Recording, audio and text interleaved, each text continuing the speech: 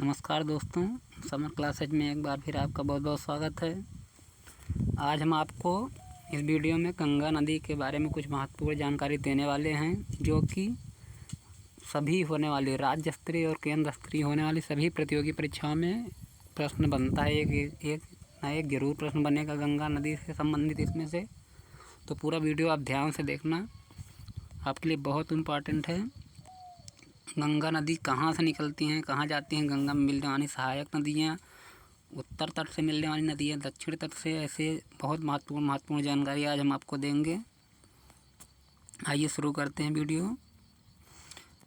जैसे कि देखिए, इसका हेडिंग है गंगा नदी तंत्र। तो सबसे पहले ये जान लीजिए गंगा नदी का उद्गम कहाँ से होता है और कैसे बनती हैं। तो गंगा नदी जो है, गंगा जहाँ से निकलती हैं वहाँ गंगा नदी नहीं होती हैं। सबसे पहले तो दो नदियाँ निकलती हैं, एक गंगोत्री ग्लेशियर से भागीरथी नाम से, और दूसरा बद्रीनाथ ग्लेशियर जिसे संतोपंथ नाम से भी जाना जाता है, अलकनंदा नदी। दोनों नदियाँ मिलती हैं। आगे आकर उत्तराखंड में जहाँ मिलती हैं उसको कहते हैं देवप्रयाग। देवप्रयाग में जब मिलती है तब वहाँ से इनका नाम गंगा पड़ जाता है और गंगा नाम से जानी जाने लगती हैं। गंगा नदी की कुल लंबाई कितना है? 2525 किलोमीटर है। गंगा नदी दो देशों से, भारत और बांग्लादेश, अंतर्राष्ट्रीय, जहाँ गंगा नदी कितनी सीमाओं काटती है अंतर्राष्ट्रीय रूप से? दो देशों की, भारत और बांग्लादेश से होकर बहती हैं। तथा गंगा नदी को बांग्लादेश में पद्मा नाम से जाना जाता है, जबकि भारत में गंगा कहते हैं। इसके अलावा गंगा नदी भारत के 5 राज्यों से होकर बहती हैं।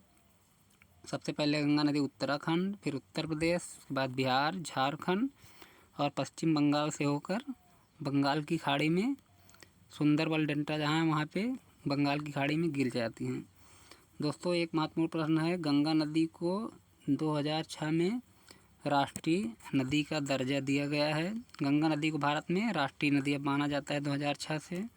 और गंगा में पाई जाने वाली डॉल्फिन मछली को भारत का राष्ट्रीय जलीय जीव भी घोषित किया गया है।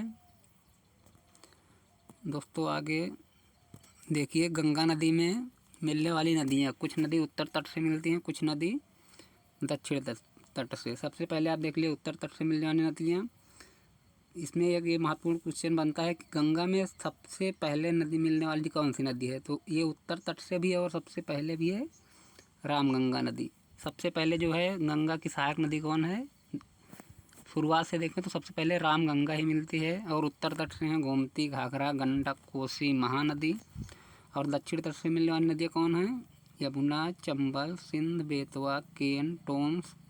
ये सभी नीचे वाली नदियाँ जो हैं ये दक्षिण तट से मिलती हैं और ये सब उत्तर तट से मिलती हैं। इसमें एक और महत्वपूर्ण क्वेश्चन बनता है कि गंगा की सबसे बड़ी सहायक नदी कौन है? तो सबसे बड़ी सहायक नदी कौन है?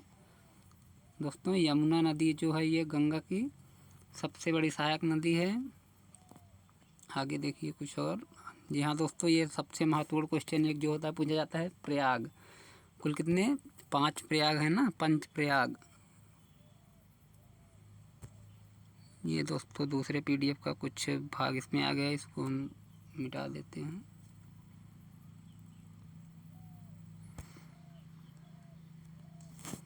देखिए दोस्तों, पंच प्रयाग में कौन कौन से हैं 5 प्रयाग, ये चित्र से भी देख लीजिए। थोड़ा जूम कर देते हैं। दोस्तों, इसमें पंच प्रयाग में पांचों में एक तो अलकनंदा नदी जो है वो कॉमन रहती है। इसके अलावा और नदियाँ मिलती हैं तो प्रयाग बनता है, जैसे चित्र में भी आप देख लीजिएगा। तो पहला कौन है? अलकनंदा और भागीरथी जब मिलती हैं तो ये सबसे नीचे है, यहाँ पे देवप्रयाग। देवप्रयाग बनता है और यहीं से गंगा नदी का उद्गम होता है।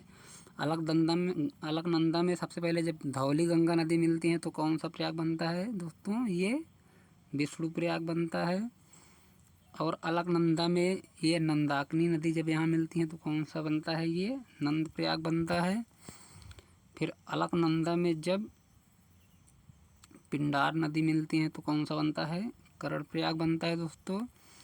और अलकनंदा में जब मंदाकिनी नदी, जो इधर से देखिए आके मंदाकिनी मिलती हैं जस्ट देवप्रयाग के ऊपर, तो कौन सा बनता है? रुद्रप्रयाग बनता है। दोस्तों इसको याद रखना, ये पांचों प्रयाग में से एक ना एक क्वेश्चन जरूर पूछा जाता है परीक्षा में, जो आपके लिए बहुत महत्वपूर्ण है।